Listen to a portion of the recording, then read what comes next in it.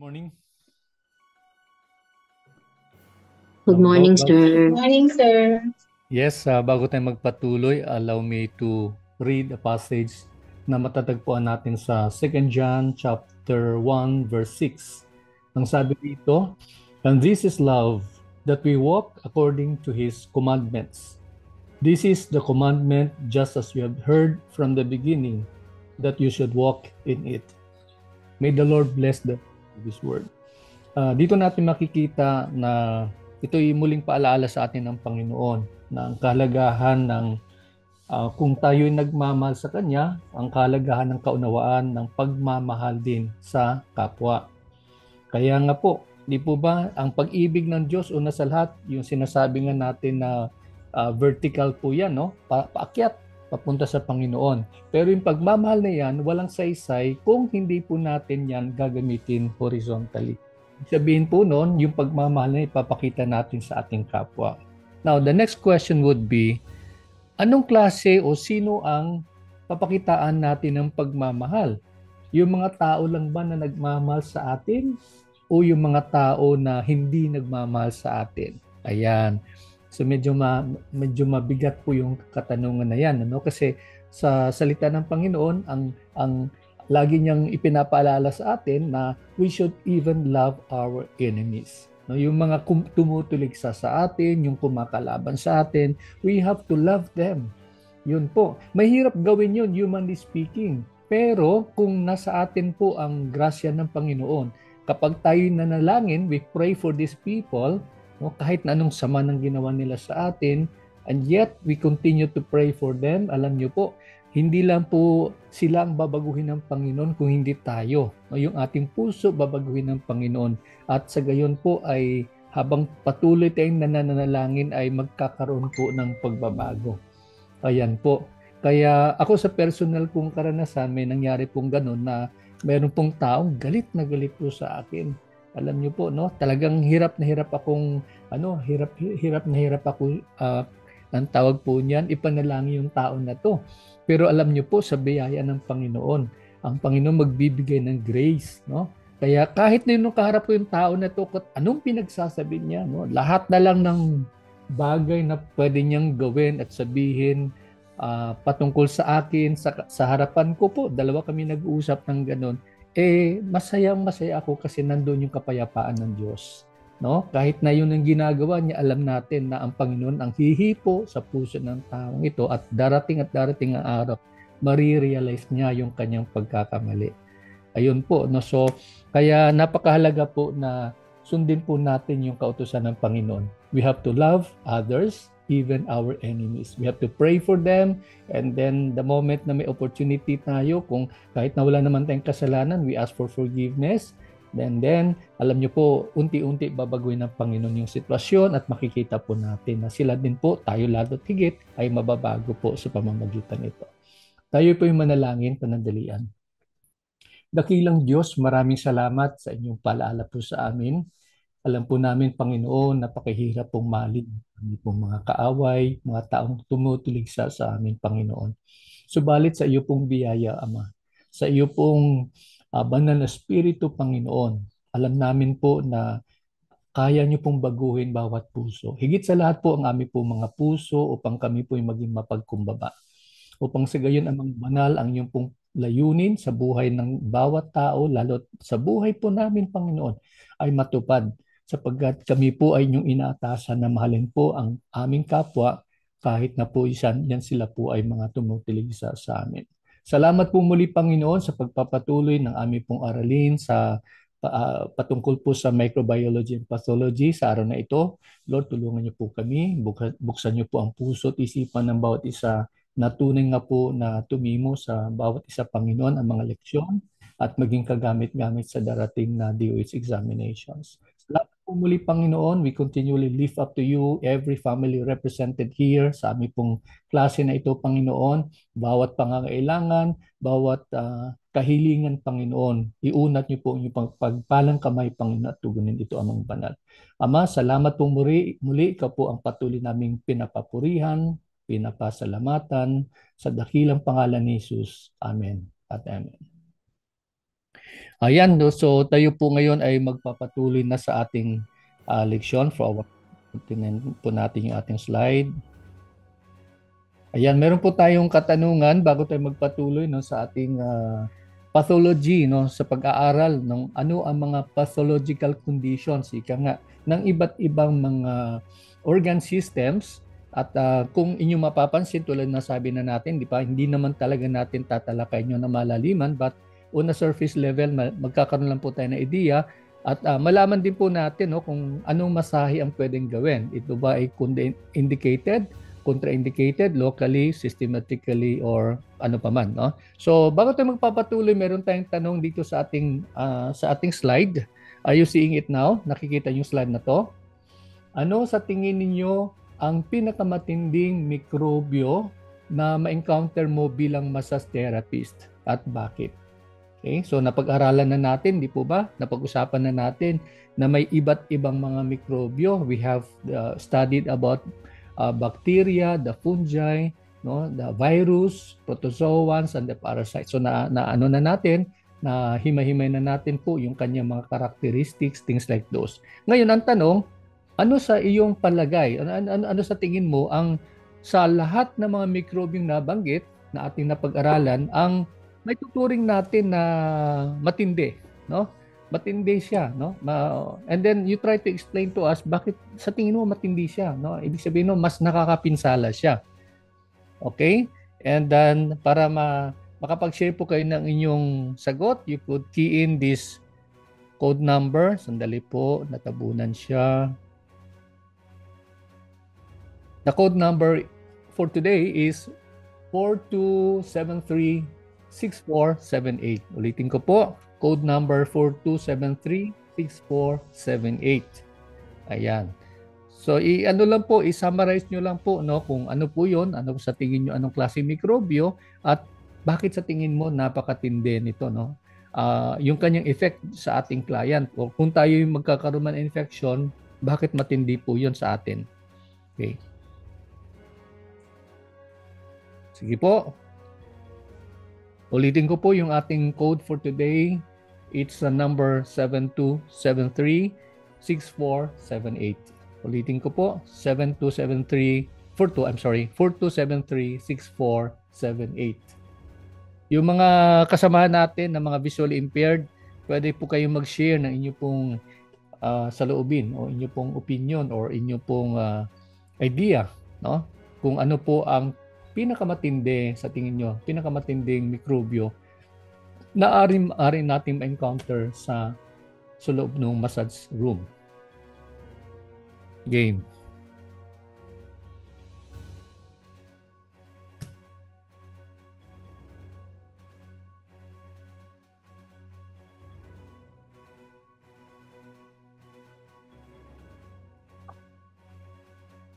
Right now, tayo po ay, ilan po tayo ngayon? We are 22 in class today. So, ayun po. Paki-share naman po ng inyo pong ideya. At paki-identify nyo po kung anong mikrobyo po yun or microorganism at bakit po yan fatal, ika nga. No? Bakit po siya nakakapinsala. So, while the others are still writing their, yung kanilang input, kung meron po sa ating sa klase natin ngayon mga visual impaired, pwede nyo bang sabihin na, no, kung sino yung present ngayon na visual impaired? Ano sa tingin nyo ang matinding mikrobyo na ma-encounter natin, yung mas nakakapinsala? Okay, someone answered, sabi niya virus. Okay, virus, walang gamot. Okay. Sige po, sinong sumagot po ng virus? Unang sumagot ng virus, pwede pong paki-share. Bakit sa tingin mo ito yung pinakamatinding uri ng microorganism? Hello sir, si Jeanette po ito. Jeanette, yes, go ahead Jeanette. Paki-share yes, mo sir. po. Virus po, kasi ang virus po is unang-una, hindi lang po siya skin to skin contact, hindi siya aerial virus. So, pwede natin siyang makuha dun sa area ng massage room kung ang isa is affected, whether it's client or massage therapist. Okay. Mabilis po siyang makakapinsala. Like yung coronavirus. Opo. Yun ang tingin ko matindi, sir. Okay. So, yan, si Jeanette, sabi niya, sa tingin niya, ang mas nakakapinsala na uri ng microorganismo ay ang virus, no? And then, merong nag-share sa inyo, sabi niyo, walang gamot, no? Walang gamot. Tama po, no? Walang gamot po yung virus na yan. Pero ano po yung paraan para magapi po natin yung virus? No? Ano sa tingin niyo? Kasi tulad ng sinabi nga ni Jeanette, ano po 'yun, no? Fatal din po kasi 'yan, no? At maaari tayong mahawa, madali tayong mahawa, no? Lalo na kung ang stage, ang level po ng virus na 'yun, yung infection na 'yan ay nasa yung ika nga na pag-usapan natin ba, 'di ba, pagka contagious, no? Highly contagious. Qualify na natin, highly contagious. Ayun po, talagang mapadaan ka lang, mapalapit ka lang doon sa may infection na yan, mahahawa ka na agad. Okay. So, ayun, that's nice, ano? Sige, si May, Christian May. Yes, go ahead. Kailangan lang po natin palakasin yung resistensya, sir.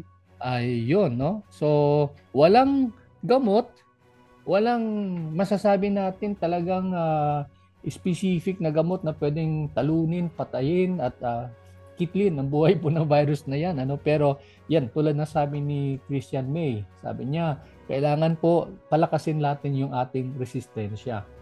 Ayun, palakasin po natin yung resistensya. Paano po natin palalakasin yung resistensya po natin?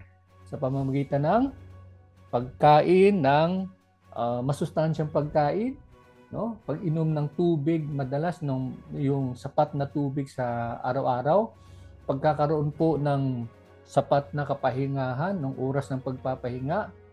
And then, marami po yan, pero ang isang gusto kong emphasize po yung sinasabi din po na yung pag-maintain ng stress level, no?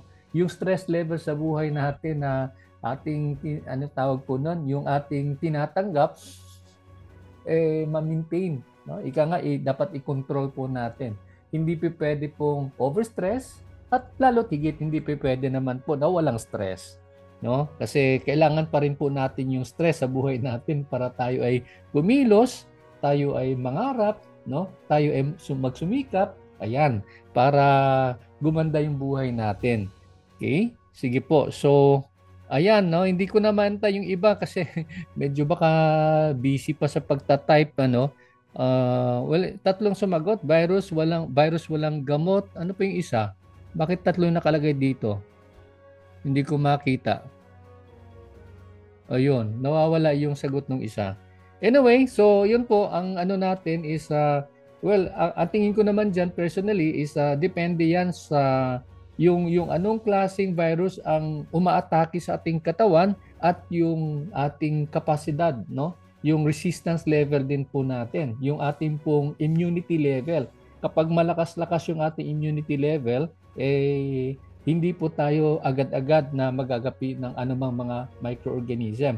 Kailangan lang po tayo nag-iingat-ingat, no? Kaya in a little while, pag-uusapan natin yung sabi po ng DOH, ano naman po yung paraan para makontrol po natin yung pag-spread, yung pagkalat po ng mga harmful na mga microorganisms. So moving forward, ayan, tuloy tayo. Kahapon pinag-usapan na natin yung pathology on the skeletal system. And then sa ngayon naman, sa araw na to, simulan po natin pag-usapan ang patungkol naman po sa pathology on the muscular system. So ano po yung mga pathology na yan? Ano po yung mga karamdaman na yan na maaari natin ma-encounter? Dito sa list po natin, una sa lahat ay fatigue. Fatigue. So, ano pong ibig sabihin po ng fatigue? Okay? Parang na po yan, no? Halo-halo na po yan. Pagod. Yes, go ahead. Ano po? Sino po yung sumagot na yon? Jacqueline po. Jackie, yes. Ano sa tingin mo yung fatigue? Pagod po. Kapaguran, no? Kapaguran. Yan. Okay? Kapag meron kayong ginagawa, no, is yung talagang repetitive, ayan. Paulit-ulit yung ginagawa, napapagod na po kayo, o minsan naman kasi yung ginagawa nyo, hindi nyo na na-enjoy, naging fatigue na, no? Feeling of extreme tiredness, Ayan, matinding pagkapagod. Weakness, panghihina, and exhaustion. Ayan. No? So, parang ano ka na, ika nga parang sabi nga ng iba, burnout. No? Pag sinabing burnout, talagang wala na. No? Sad-sad na. Okay? At yung fatigue na yan could be both, no? Either physical or mental. No? Pwedeng kapaguran sa ating physical na pangangatawan or kapaguran sa ating kaisipan, no? Sa ating psyche, ika nga. Okay. So, ayun po. Now, ang kanyang mga sintomas, yun, nabanggit na po natin, no, pagka nakakaranas na tayo ng ganung kapaguran, and then parang lahat ng ginagawa natin, burden na, no? Hindi na siya, is no longer joy, no? Nagawin yung bagay na ginagawa natin.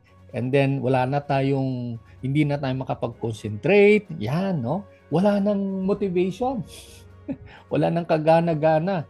Ayan, fatigue na po yan. So, ang tanong dito po ngayon is, what about massage? No? Is massage indicated or contraindicated? What do you think? Indicated, sir. Naturalmente, indicated. Ayan, no? Kaya malakas ang kitaan natin kapag lahat ng tao sa paligid ay no? Over fatigue na sila. pagod na po sila. Kaya ayun, i-welcome natin sila sapagkat sabi po ng DOH, massage is highly recommended or massage is indicated. Ang sumunod naman, ayan, no? Alinsunod pa rin sa muscular system ay yung cramps and spasms. Ano po yung cramps and spasms? No? Ito po yung involuntary contractions. Pag sinabi pong contraction, di ba yung naninigas na po siya, no? Lumiliit, naninigas na po siya. And then, affected po yung skeletal muscles. No? At yung cramps daw, sabi nga dito, is short-lived. No? Very acute contractions. Mabilisan po siyang nararanasan, yung cramps na yan. And then, very acute. Pag sinabing acute, masakit, no? Talagang hindi na makakilos yung ating pong muscle. And the other one is doing yung spasm, this is a kind of a low-grade, long-lasting contraction. So yung contraction niyan ay hindi katulad ng cramps. Yung spasms po kasi medyo hindi masyado matinding yung kanyang effect, subalit mas tumatagal. Ayun po yung cramps, yun po yung spasms. Now, ang tanong, is massage indicated or contraindicated? Ano sa tingin nyo? Let's take a look. Indicated pa rin po. Ayan. So, dito natin makikita yung muscle spasms. Ano po? And then, here you go. Okay. For acute cramps, pag sinabing acute, at the instance na nagkaroon po ng atake yung cramps na yan, yung contraction na yan, yan po ang sabi po dito is locally contraindicated. Which means, at the time na nakaranas ka ng cramps, then you could just do the massage. You just try to avoid the affected area. Ayan, no? So that's for the acute cramps. For subacute, ayan, sabi na po ng DOH, pwede na yan, no? Pwede na natin gawa ng masahe yung mga client na nagkakaroon po ng ganong klaseng karanasan, no? For long-term spasms, massage is indicated because it can break the pain cycle. Okay, so pag long-term na raw po yung spasms na yan, ibig sabihin po nun, umaabot na po ng ilang mga araw. Ayan, kaya sabi nga po ng DOH, pwede po yung gawan po ng masahe para ma-break, maputol po yung pain cycle, yung naranasang sakit doon sa parte na affected. Okay, so that's for the long-term spasms. Ayan. Ang sumunod naman ay Myofascial Pain Syndrome or MPS. Ano naman po yung MPS na yan? And by the way, pag sinabi natin Myofascial Pain Syndrome, number 1, myo means muscle, and then yung fascia na sinasabi, hindi po yung face ha. Kasi iba, pag sinabi myofascial, parang, mukha pala yun. Hindi. Muscle po na yan, and then yung fascia na sinasabi, this is a membrane around the muscle. Pag sinabi natin membrane, this is a very thin tissue na nakabalot sa muscle. Okay? Kaya pag nagkaroon po ng naging sensitive na po yan, ayan, nagkukos po siya ng pain, no? So, Yan, iba't ibang area po ng katawan, no? It centers around sensitive points na sinasabi pong trigger points. Yung mga area na yan, no? Like what we can see here in the illustration. And these points are painful when touched. No? So pagka ano po natin, nadampian po natin, no? Nahawakan po natin, nagtitrigger po yan ng pain. Kaya ang tawag po dyan ay trigger points, yung mga area na yun na affected. Now, question. What about massage? Is massage indicated or contraindicated? Ang sabi po ng manual ng DOH, yes, massage is the best treatment for the EPS. No? So, kaya lang yung word of caution na sinasabi lagi is you just be careful na habang hinahagod natin yung area na kung saan ay merong MPS, kailangan maging maingat po tayo, no, na kaya po ng ating pong client yung pain. Yung kanyang, bantayan niyo po yung kanyang tolerance level. No? Huwag niyo pong basta nilang hagurin tapos hindi niyo na pinapansin kung talagang naiiyak na yung client, no, sa hagod ninyo. Okay? Or kung gagawin niyo pong ganun ka-heavy naman yung manipulation, you better make sure na naiintindihan niya po yung iyong ginagawa, no? Otherwise, baka magkakaroon po kayo ng problema. Okay. So, yun po. Kaya, wag niyo pong gugulatin yung client niyo po na hinagod niyo na lang, no? Porque meron siyang ganung karamdaman without letting the client know na, nope, sandali po ma'am, medyo masakit po yan ng konti ha. Tiis-tiis lang po ng konti. Okay, the next one is the muscle strain. Okay, under sa muscular system na pathology. Muscle injuries that are caused by overstretching or tearing of muscle fibers. No? So yung tulad nung napag-aralan na natin, di po ba, yung muscle tissue po na yan, minsan pag nababatak ng husto, due to strenuous na physical exercise, nagkakaroon ng strain. Pag nagkaroon ng strain, no, nai-stress na husto, napupunit na po yung muscle fiber na yan, nagko-cause po ng sakit. Ayan. So question, what about massage? Is it indicated or contraindicated? Indicated. Ayan. So the answer is massage is indicated. Ibig sabihin po nun, kailangan pong magandang pwede po siyang gawin, ha? Kahit na po hindi niya naman na-mention dito kung ang tawag niyo po niya, no, at the time na talagang acute na yung pain, no, pero sinabi lang dito indicated, and it can cause production of useful scar tissue, reduce adhesions, and re-establish the ROM. Ano pong ibig sabihin po ng ROM, by the way? Ano pong ibig sabihin ng ROM? Range of motion. Range of motion. Yeah, no? Sabi ni Eric, it's range of motion. Ayan, so ROM, no? Madalas yung ginagamit po ng mga physical therapists, di ba? Pagka nagkakaroon po sila ng mga exercises para i-check yung ating kakayahang ikilos, yung ating mga extremities. Okay, so ayun po, indicated po pagka muscle strain. Ang sumunod naman ay lumbago. Ayan. Ako nung araw kasi lumbago ako ng lumbago. Sabi ko parang may mali ako sa pronunciation. Chinek ko po sa Google. Ayan. Para matandaan po natin, hindi po yan lumbago. It's lumbago. Okay, lumbago. Ano po yung lumbago? Lumbago is a common disorder involving the muscles and bones of the lower back. Ayan. So, ibig sabihin po noon, ito po yung lumbar area. No? Ito po yung tinatawag na lumbar area. Kaya lumbago. Ayan. So, pain na nararamdaman sa part na ito. At sino sa tingin nyo ang madalas magkakaroon ng ganitong karamdaman? Ano sa tingin nyo? Sino sa tingin nyo? Yung mga 8 to 5 elders. No? Mga senior citizen. Sino po? Senior citizen. Mga senior citizen. Wow. Parang tinamaan ako doon. Hindi. Malayo-layo pa naman ako ng konti. Anyway, so usually, yes, of course, mga senior citizens, no? Kasi yun. Pero ang kalimitan sa mga manggagawa sa opisina, lalo yung mga 8 to 5 mga workers, sila yung madalas magkakaroon ng ganitong karanasan, no? Unlike naman sa mga security personnel, yung mga security guards, di ba? Ano yung madalas sumasakit sa kanila pag nakatayo na matagal? Yung pong Paa po. Legs. ano po ang tawag po doon? Sir Benji? Yes, Anong yes. page okay. yan? Ano po? Anong page yung lumbago? Page lumbago. Sandali ha.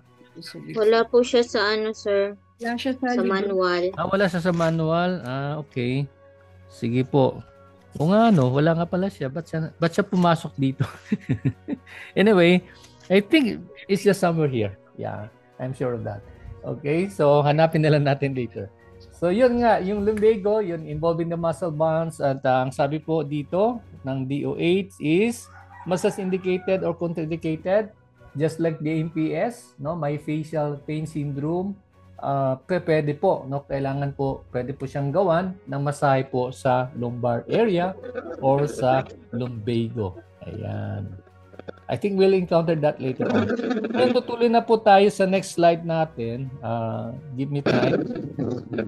Natin po yung we're done with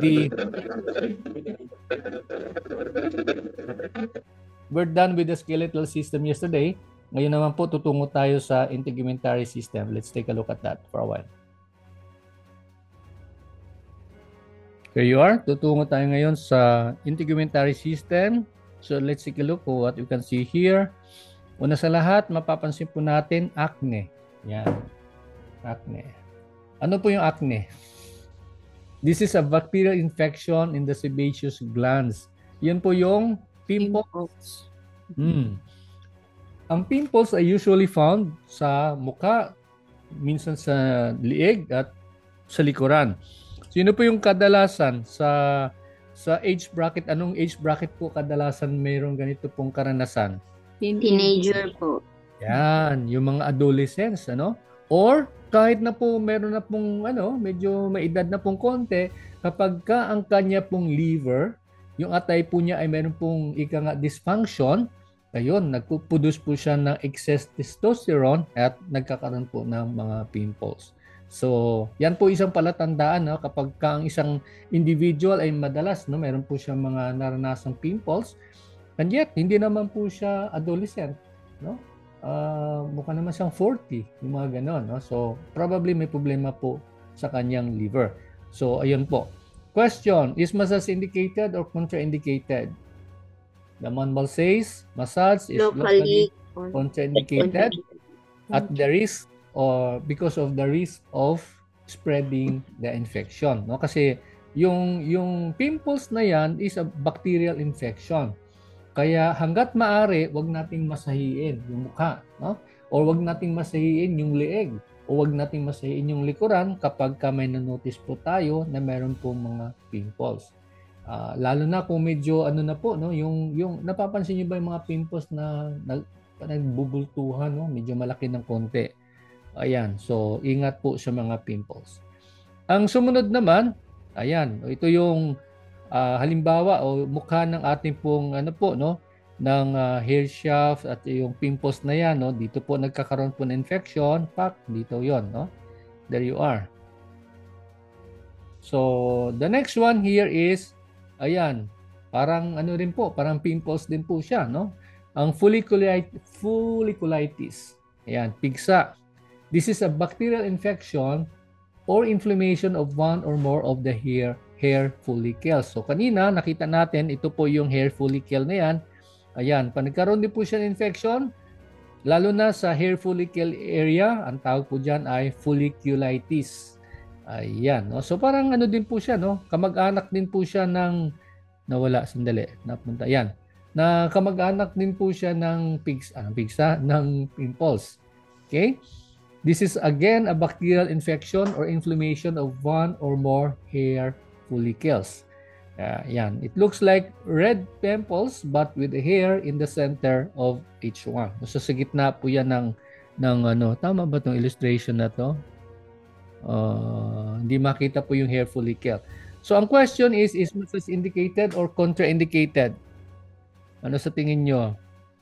Massage is locally contraindicated. So sa tingin ko ang pattern niya rito, kung mapapansin nyo, kapag may infection, iniiwasan natin, no? Iiwasan natin yung mga infection na yan. Kaya normally, ang approach natin dyan is pagdating sa massage becomes locally contraindicated. Ayan. The next one here is boils. Ito na, talagang pigsa. Totoong pigsa na to, no? Like acne, they are local staphylococcus infection. However, unlike acne, they are not adolescence or liver dysfunction. So, infection po yan. Sa inyong karanasan, saan siya madalas lumalabas? Sa atin na mga nakakaranas po ng pigsa. Sa kilikili po. Sa kilikili. Ano Sa pa? puwet. Sa puwet. Okay.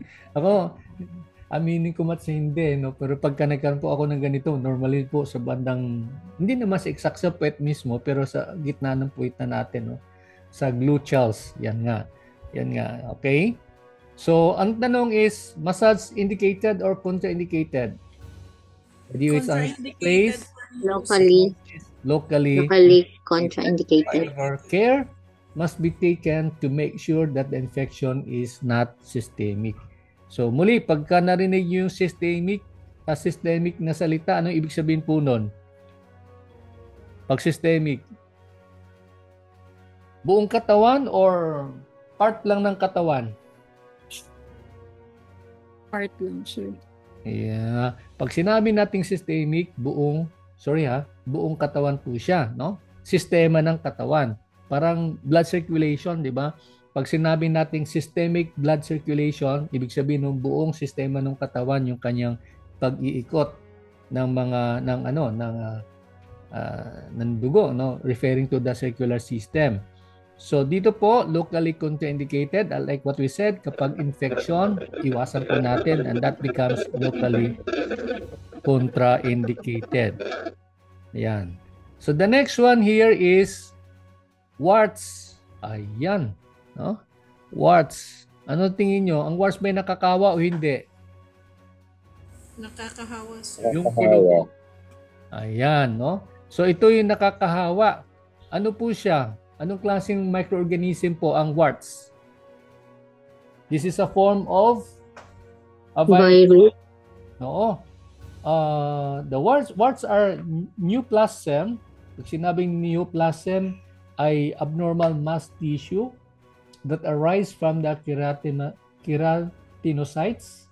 Ano po yung keratinocytes? Sa surface level po ng ating pong balat, no? Sa ating pong epidermis, no, ng balat. And they are caused by extremely slow-acting epidermis. Actually, ito slow-acting virus. Virus po yan, no? So, yan, nakakahawa po yung mga kulugo na yan, yung mga warts na yan. Ang tanong lang kasi, minsan, di ba, pagka nagmamasahe tayo, nasa massage room, hindi mo naman napapansin kapag hinahagod mo, yung pala, mga warts na pala yun, ano? Tama ba yon? No? Hindi mo naman papansin, lalo kung medyo maliliit pa. Unlike kung medyo malalaki na, madali mo mapansin. Kaya yun po yung sabi po natin. Kaya I think that's the main reason why DOH is really reminding us na before the massage, we have to wash our hands either with soap and warm water or with alcohol, particularly 70% isopropyl, or before and after the massage session. No? Pagkatapos ng session, pagkatapos ng ating trabaho. Kaya kailangan po mag-disinfect. Well, the next one is dermatitis or eczema. Ano po ang dermatitis? This is an umbrella term for inflammation of the skin. No? Eczema is a type of atopic or allergy, no, na sa skin, no, sa balat. That is it contagious or non-contagious? Nakakahawa o hindi nakakahawa? Non-contagious. Yan, hindi po nakakahawa. Contagious yun. No, yung dermatitis. Okay, inflammation siya sa nakakahawa. Now, there are two types of eczema that we can see here. Number one, yung pong dry. Pag sinabing dry ay tuyo, no? Na ang tawag po na inflammation, or minsan naman po yung tinatawag na blister weepy, no? Parang paltos po 'yan, pero yun po medyo malaman-laman at mabasa-basa. Okay? So question, is massage indicated or contraindicated? Locally So, contraindicated. quinalify po siya dito, ano po? For very inflamed lesion, no? For very inflamed na dermatitis or eczema, ang sabi po rito is it is locally contraindicated, no? So pag sabihin nun, talaga medyo kapansin-pansin yung kanyang yung kumbaga blister weepy siya, dapat yun iwasan na po natin, no? Although the good news is hindi naman po siya nakakahawa, no? This is non-contagious. For rashes, and that would probably spread yung situation na yan, then it becomes systematically contraindicated, no? Ayan. Pagka limited lang yung area ng kanyang inflammation, that becomes locally contraindicated. Pero yeah, like what we said, kapag all over the body naman po yung rashes na sinasabi, then massage becomes systematically contraindicated. Ayan, no? So, yeah, pagka dry eczema, walang problema. Pwede po, no? Kasi tuyo naman po yan. The next one is, yan, no? Hives. Okay? Hives, mga pantal. These are inflammatory skin reaction to an allergen or emotional stressor. Ayan. So, pag sinabing allergen, yung mga, kunwari, yung mga pollen, ano na yan, no? Yung pollen particles na yan, no? Yan minsan, yun yung nagkukos po na inflammation. May mga taong ganun sila ka-sensitive. Okay? Or, kapag ang tao naman ay sobrang maraming pinagdaraan ng stress. Ayan, no? Pumasok naman yung stress, no? Mayroon anxiety, yung mga ganun. No? Pwede po siyang magkaroon po ng pantal-pantal. May mga taong ganun po talaga yung reaksyon, no? So, what do we do with that? Sabi po ng DOH, pagka ganitong situation, acute stage, massage is systematically contraindicated. Huwag mo siyang gagalawin, no? Kapag may hives po siya, meron po siyang mga pantal-pantal na nagmamanifest sa buong katawan. Sabi po ng DOH, huwag mo nang masahiin. Do not massage. For hives in subacute stage, which means lumipas na yung mga ilang araw, medyo nag-subside na yung kanyang yung mga pantal na yon, then again, pwede na siya masahiin, kaya lang locally contraindicated. Ayan po. Ayan. Ang sumunod naman ay shingles. Ayan. Minsan pinagtatawanan ako ng ibang mga estudyante. Sir, ikaw yan, sir. Shingle. Ako daw yan, shingle. Okay. So, shingles are also known as herpes zoster or zoster. Okay. Ang shingles is an acute viral disease affecting the ganglia. This is a number of nerve cells of certain nerves characterized by inflammation and pain. Ayan, kapag may shingles, ayan. Sabi po ng DOH, pagka acute stage yung shingles na yan, massage is locally contraindicated.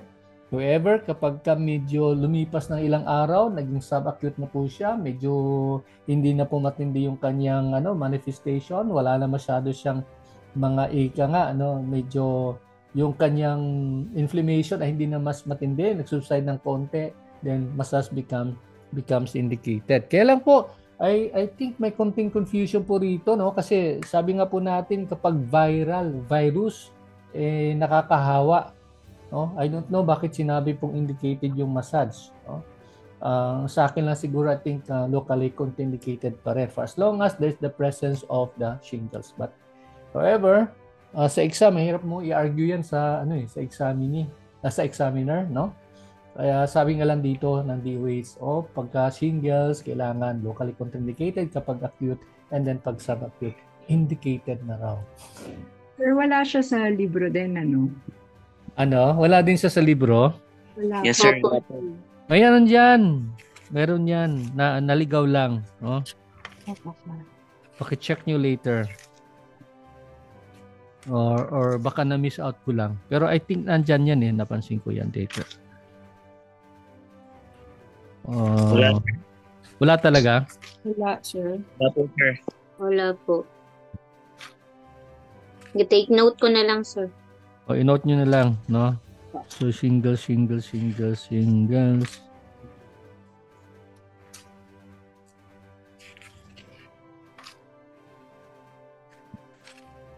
Okay, note nyo na lang yung singles na yan.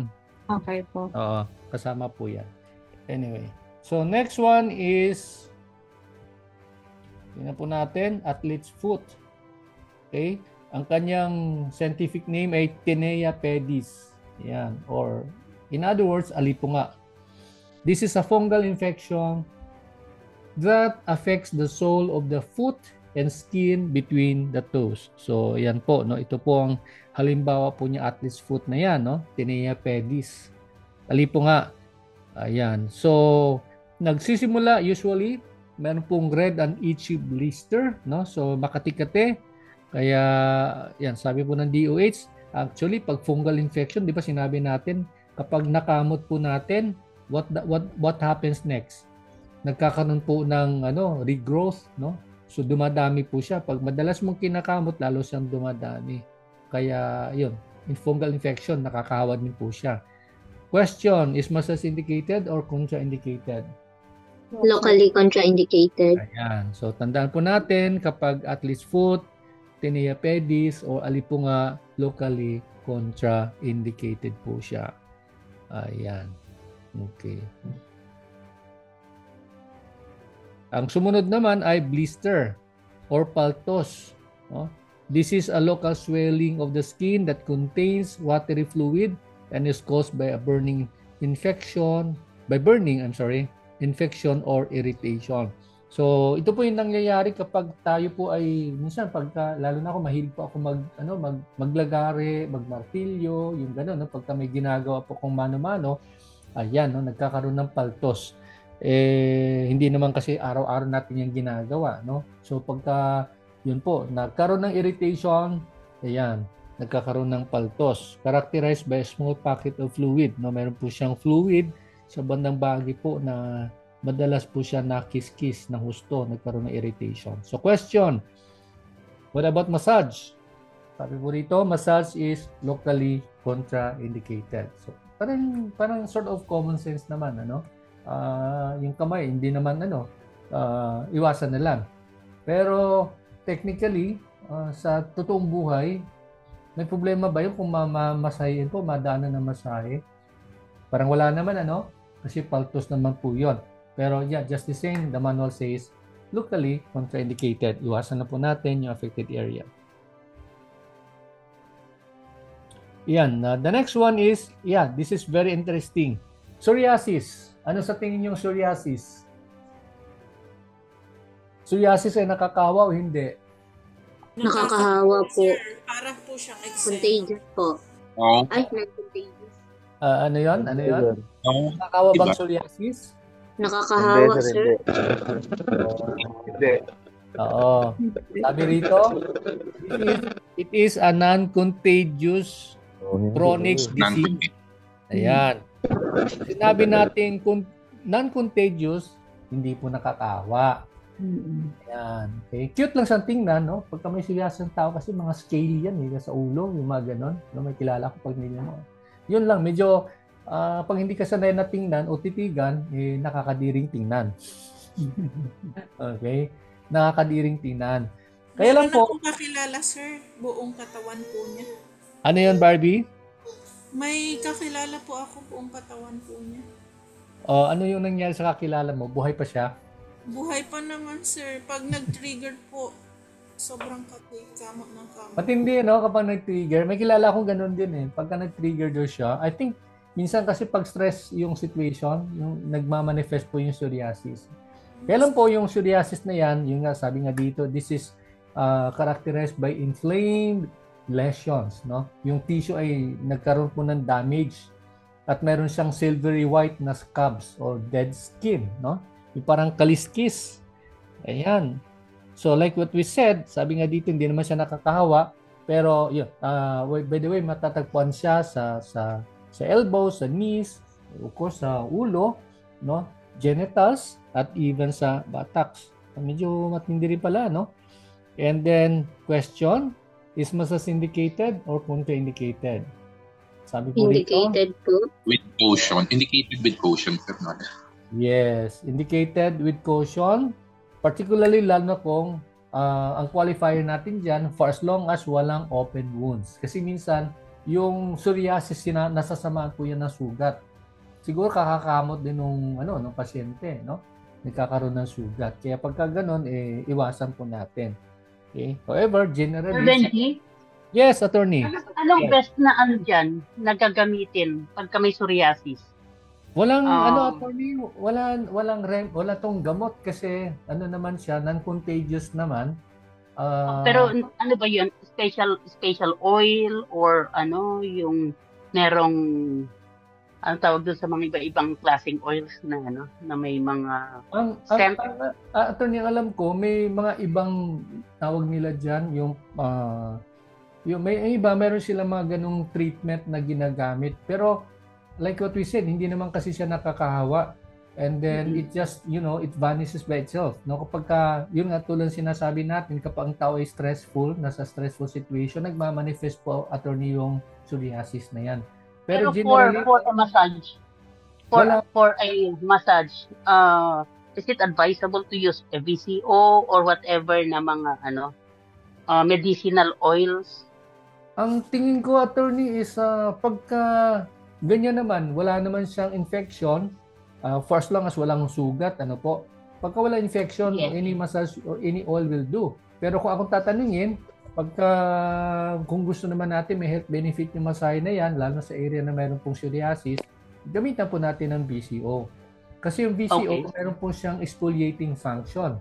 Ibig sabihin po nun, inaalis niya po yung mga dirt, yes, mga dead cells. Oo. Kaya lang may kamahalan po. Pwede kasing gamitan yan ng pwede kasing gamitan yan ng bulak para parang ganun dampid-dampid doon sa dampinong sa bulak, and then siya para matanggal yung mga yung mga dead cells, dead skin cells. Yes, oo. Pero hindi naman po sinabi po rito. Kaya lang, yan, tulad sinasabi po natin, depende na po yan sa inyo pong approach to your client kung paano niyo siya matutulungan, no? But like you said, what we said, maigi pag gumamit ng oil, lalo na sa ganyang parte, is you use the VCO or any form of vegetable-based na oil. No? Pag sinabing vegetable-based na oil, yung hindi lang VCO, no? Meron tayong cauliflower, meron tayong even the corn oil, yung mga ganun. Anything that's vegetable.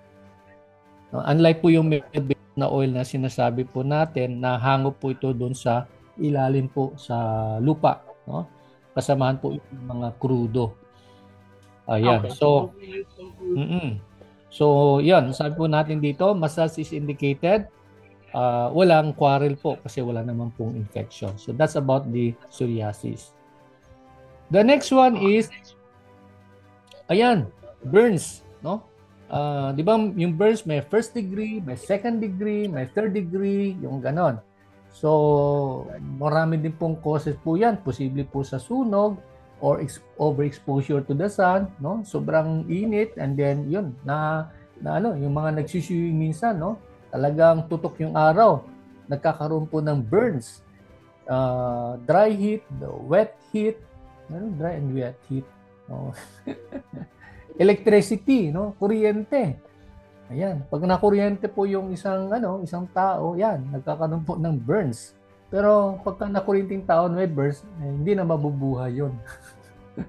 Patay na yun, no? Radiation and other even toxic materials. Ayan. Question, kapag may sunog, by the way, may slide I think dito, no? Iba't iba, pakita ko lang. Yan po yung, I don't know if this is the first degree, and this one is the second degree burn, and ayun po, parang dalawa lang po siya. Sorry. Nawala na yung third degree. Anyway. Third degree. Ito yata yung first, ito yung sumunod is second degree, and then so which is more pain? degree. Yan. Yan po, no? So, ayan. So, ang tanong, pwede bang masayin yung client na merong ganong situation? Well, sabi nga dito ng DOH, for burns in acute stage, massage is locally contraindicated. For subacute stage, massage is indicated. I think i-qualify natin to kasi ang healing process po ng burns, hindi naman po nangyayari ng 2 araw yan no? Umaabot yan ng linggo at mga buwan even, no? So I think that's the only time. Pagka medyo humilom na yung sunog na yan, yung parte ng sunog na yan, then I think that's the time we can apply massage. Kaya naging indicated. Ang sumunod naman, let's skip that slide. Open wounds, ayan, trauma, no? Yung mga sugat. Ayan, any injury that has not healed and is vulnerable to infection if exposed to bacteria. Yun po yung mga wounds, open wounds, no? So, ayan, self-explanatory na. Kapag wounds, locally contraindicated, no? And wag nating gagalawin po yung part na affected, no? For as long as yung meron pong sugat, and yung open wound naman ay connected sa lying condition. Halimbawa ng diabetes, ayan, malinaw po pag diabetes po yung dahilan, systematically contraindicated kasi maaari magkaroon po ng complication doon sa katawan ng ating client. Okay. The next one is yung bed sores or decubitus ulcer. Okay? Decubitus ulcer. Ano po yung decubitus ulcer or bed sores? This is the break in the skin that usually occur over a bony prominence that are close to skin surface as a result of friction. Ano ibig sabihin po nun? Kadalasan may mga pasyente nagkakaroon po ng bed sores. Bakit? Kasi habang nakahiga, isang parte ng katawan, lalo na siguro yung tagiliran, yung dito sa may bandang tagiliran,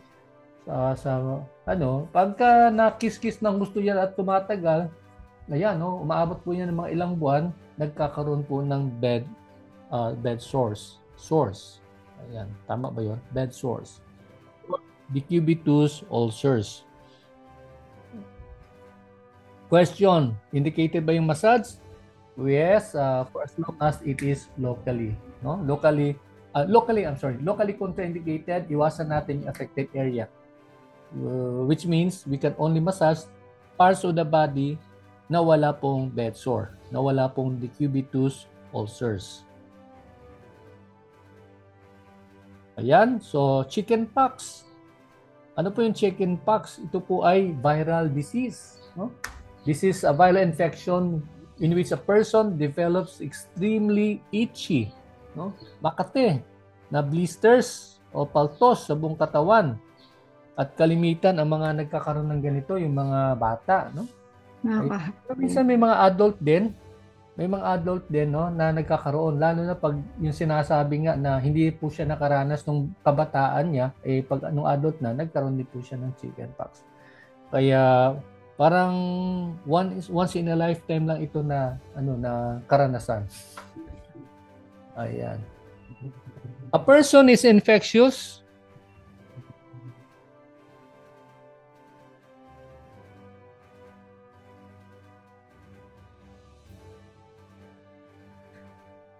Okay. Intermission ng konti. A person is infectious in 1 or 2 days before the rash appears and remains contagious in about 6 days. Kaya, di ba ang ginagawa po ng mga health mga professionals kapag ang tao ay mayroong suspected na mayroong chickenpox, ang ginagawa po ina-isolate po agad yung bata, no? Ina-isolate po yung tao na yan. At lalo na kung magmamanifest siya, bago siya magmamanifest, highly infectious. Nakakahawa yan. At nananatili nakaka-infect siya, no? Nakakahawa siya kapag sa duration po ng 6 na araw. Question, what about massage? Is massage indicated or contraindicated? Systematically contraindicated. Yes, tama, no?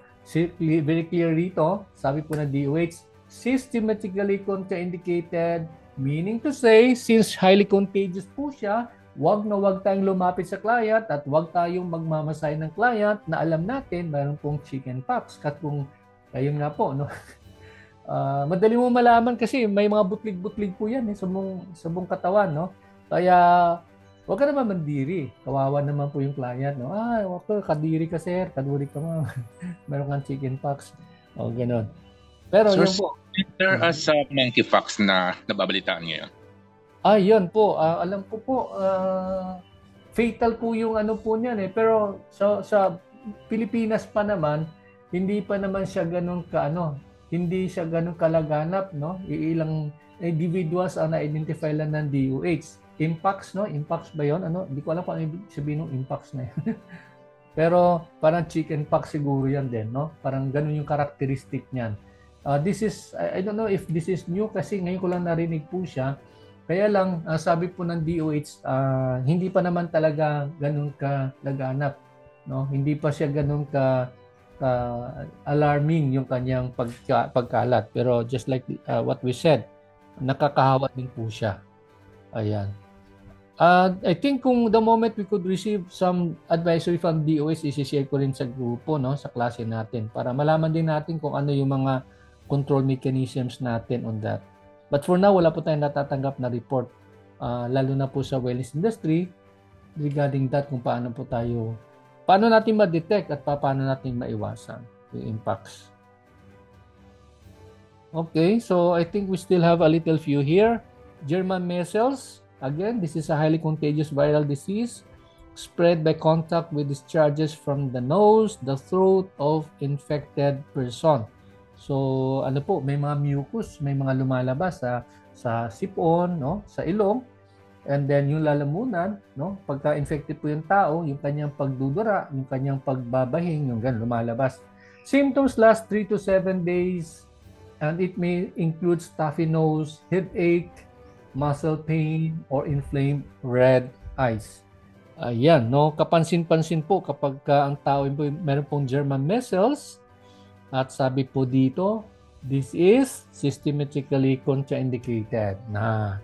Kasi this is a viral disease at saka madaling malaman pag ang tao po merong ganitong klaseng condition, German measles. So, ingatan po natin. Iwas po. Herpes simplex is a contagious viral disease that is caused by herpes simplex virus. At pwede po siyang maka-affect sa mukha. Minsan dito po lumalabas yan dito, no? Yung mga herpes simplex na yan. Or minsan naman sa kamay at lalo tigit sa genitals, no? Sa genitals, sa sex organ. So, ayun po. Ang tanong, masas indicated or contraindicated? Wow, sabi ko ng DOH, locally contraindicated. Okay. Pero viral po yan, virus po siya, so nakakahawa po siya, no? Well, sa context naman ng masahe, iwasan na po natin yung affected area. Okay? So sa mukha, yung ganun. So careful. Yan, meron po tayong kasunod po na napakahalaga na dapat nating malaman, kuto o lisa or even tungaw, yung mite. Yan. These are tiny arthropods that drink blood. Para sila mga Dracula. Yun. Talagang kanilang iniinom ay dugo. These are highly contagious and spread throughout close contact with skin or infested sheets or clothing. Ayan. Ang problema po, kasi yung lisa, yung kuto, yung tungaw na yan, hindi nakikita nung madalas. No? Kasi madilim yung massage room natin eh. Unlike lang kung meron kang yung mata mo, bionic, no? Madali mo makita. But normally, hindi natin nakikita po yun. Kaya, ang daming risk. No? Ang daming risk yung pagmamasahe. Marami kang pwede ma-encounter na mga conditions. Kaya, minsan, sa totoong buhay, buwis buhay yung pagmamasahe natin eh. Alam nyo ba yon? Buwis buhay, no? Kaya, ingat-ingat lang po. Yan. Pagka meron pong infection ng pagka yung client po natin infected, antimano po, pag nalaman mo, kasi normally tapos mo nang malalaman, no? Kasi nakahiga na siya, saka mo lang napansin. Kung provided maliwanag yung ilaw, yun, you really have to disinfect the whole place. Kasi once na ano yun, nako, makakahawa yan sa iba pang mga client at lalo tigit sa ating pong mga mahal sa buhay. Ayun. Wala silang kamalay-malay. Yan, ang sumunod naman ay pamamanas. No? This is an edema, result of too much fluid in the tissues. Bakit, by the way, sa tingin nyo, nagkakaroon po ng edema? Would you know? Yes, Donna, you're raising your hand. Donna? Sir, sa circulatory na po. Yan, tama. Integumentary. Kasama pa po siya. Dapat sa circulatory na siya. Sa notes nyo, nasa circulatory siya. Sa circulatory po ang edema. Okay. O nga, bakit siya napunta dito sa integumentary? Anyway, pwede naman kasi nasa skin din naman po siya. Although, yan, pag tingnan mo na maigi, it has something to do with disorder ng kanyang backflow, backflow ng kanyang dugo. Kaya nagkakaroon po ng edema. Sir Benji, may tatanong lang po. Yes, Donna. Sir Benji, like po kasi kung may mga, like po ako, owner po ako ng spa. So siguro po talaga dapat na-monitor ng mga yung mga receptionist, yung mga kliyente rin, like, kasi kagaya po niya yung mga psoriasis, ganyan. So, syempre po, depende po rin yun dun sa katawan ng kliyente kasi baka mamaya merong mga oil na hindi pwede ipahid sa kanila. So, malamang po ba kailangan may waiver din? Well, ang tingin ko naman kasi, case-to-case basis yan. Pero like what we said, yung kapag mayroon kang receptionist, yung receptionist mo, dapat may alam siya, no? Kumbaga, alerto po siya. Yung sinasabing profiling, no? Napuprofile niya yung client. Pag pumasok, mapuprofile niya. Oops, sandali, medyo may problema to. Masasize up niya agad. Kaya lang po, may nakaka-insulto kasi pag tanungin mo, meron ka bang psoriasis? Meron ka bang diba? Parang nakaka-insulto yun sa kanila. Kaya ang tingin ko naman kung akong tatanungin, ang receptionist dapat very observant, no? Napapansin niya lahat ng bagay pagpasok ng client, pero wag niya naman tingnan from head to toe. Ayun, kasi nasabi natin, medyo insulting naman yun, no? Nakaka-insulting tingnan. Pero at least ma-discern niya na agad. Sandali, mukhang may problema to. Kapag ganong situation, tingin ko, Miss Donna, ang gagawin mo na lang is i-orient mo yung iyong staff na papirmahan ng waiver agad. Okay. No? Kasi sa waiver, lalabas po yung kanyang mga conditions, di ba? Kung ano po yung meron checklist kayo doon na ma-determine nyo kung may problema po siya, kung meron po siyang... Kasi ang dapat na i-declare niya kung ano yung kanyang condition. At then at the bottom of the page, ay may doon yung waiver na nagsasabing wala tayong sagutin kung ano man ang sinabi po niya. Ano man yung undeclared, lalo na ng mga condition at may masamang mangyari. Yung so, waiver po talaga. Oo. Yung the best po talaga. Okay pa. Gawin nyo namang wag masyado. Minsan kasi waiver, isang buong ang tawag nyon, A4 size, no? Nakakatakot naman tingnan. Maliit lang, pero fine line, no? Fine line, no? Ibig sabihin maliit lang pagkasulat doon. At saka paliwanag lang ng konti. Basta magpapipirma. Kasi magagalit niya si Attorney Eddie. Thank you po. Thank you. Ayun, no? So, yun lang po yung bantayan po natin.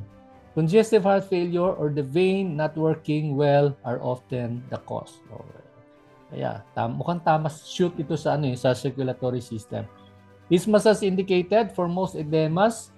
Massage is locally contraindicated, particularly for pitting. Pag sinabing pitting edema, pagka diniin mo ng ganon, hindi bumabalik, no? Pag diniin mo, nakalubog pa rin. Ang tawag po dyan ay pitting edema. No? So that means iwasan lang po yung area na affected. Particularly sa paa po yan pag edema. Okay, I think hanggang doon na lang po tayo. Maraming salamat. Unless do you have any clarification? Mayroon pa ba kayong gustong linawin?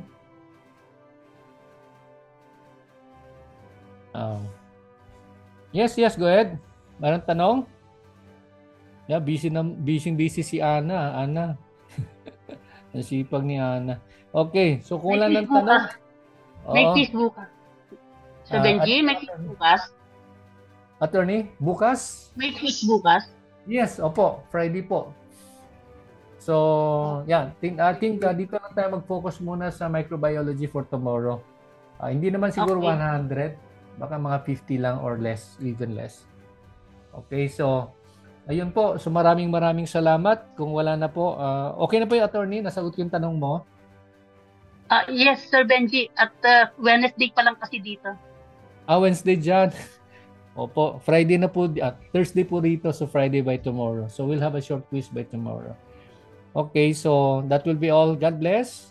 Thank you so much and see you tomorrow in your quiz. By the way, wala tayong, I think kung kukunti lang, tingnan natin if we still cover a little some topics before you start with your quiz. No? Tingnan ko lang kung ilan pwede natin maibigay na quiz. I will make the announcement later on that. Okay, so kung wala nang tanong, see you tomorrow. God bless. Arigato. Bye for now. God bless, sir. Bye-bye. Thank you, sir. God bless po. Bye. God bless. See you. Thank you, sir. God bless. Thank you. Thank you. Barbie, God bless. Bye.